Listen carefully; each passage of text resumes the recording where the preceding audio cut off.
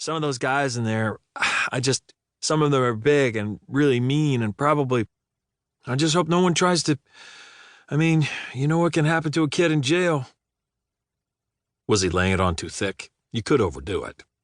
Todd believed that the first few times he ran this game, he went a little too far, made it sound as though he was about to be gangbanged by the Aryan Brotherhood. Best to let the mark use her imagination some. The good thing was most oldsters still used landlines. He got the address of a senior's residence through some online trolling, used a reverse directory to get the names of everyone who lived there, and you had a long list of potential marks. If they'd all owned cells, this would be a hell of a lot harder. Todd, of course, used cells. Always used disposable burners when he was doing this. Switched to a new one every week. Didn't want these calls getting traced back because eventually Grandma would discreetly ask a family member if poor little Eddie or Timmy or Walter sorted out his troubles with the police, at which point someone would say, "Oh no, how much money did you send?" Todd always asked for $2,500. A nice, round, believable number, he figured. You didn't want to go so high that the oldster was scared off, but not so low as to make it not worth your while. He'd been thinking maybe this would be his last one. He was making okay money at the computer store, just part-time, but it looked like they were going to up him from 3 shifts a week to 4. And ever since he'd met Chloe, talk about having your mind blown, connecting with a half-sister you never knew you had, he'd been feeling kind of ashamed about how he'd been supplementing his income. So, yeah, maybe this was it. Last time. Maybe. It'd be nice to tell her when she came for her next visit, driving up from Providence in that ancient pacer of hers, that he wasn't going to do this anymore. Of course, that would mean confessing to it in the first place.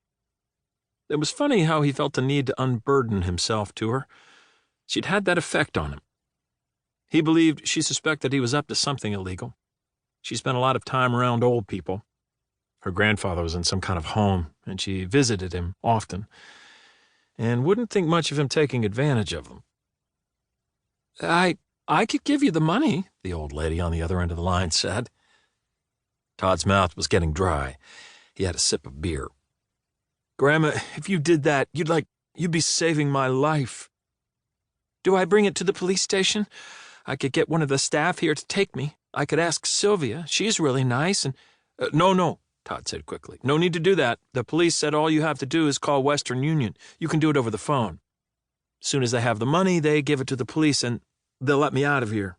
Have you got a pen and paper? I can give you all the information." "Hang on." Todd heard her set down the receiver. Some paper shuffling. Her voice distant. "I think the pen slipped down between the cushions. Oh, wait. I think—" God, they could be so pitiful. Todd comforted himself with the thought that these people didn't have that much longer anyway. They got swindled out of a few bucks. Was it really going to make all that much difference? If they ran a bit short one month, they could always ask their own kids for... Someone banged on the door of his trailer, so hard that it made him jump. 3 times. Bang, bang, bang! "Mr. Cox! Todd Cox!" A man shouting. What the hell was this, especially at this hour? It was after 9 at night. Todd didn't get a lot of visitors here. His mobile home sat just off the road but was shielded by a line of trees. It was pretty quiet, except for the occasional blast of sirens from the fire station on the other side of the property line. Todd glanced out the window, squinted.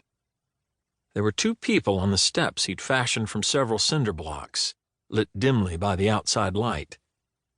A man and a woman, late 30s, early 40s.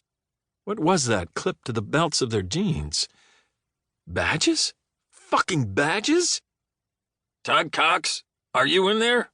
the man shouted. "Who is it?" he yelled back, like he didn't already know. "Police!" Shit. "I've got pen and paper," Grandma said, her voice now clear as a bell. Todd flipped shut the burner he'd bought online for $20. Next to the laptop were printouts of old folks' homes across the country, as well as an overdue Visa bill and a recent Verizon statement for his personal iPhone. He grabbed the printouts and stuffed them into the utensil drawer as he headed for the door. How'd they find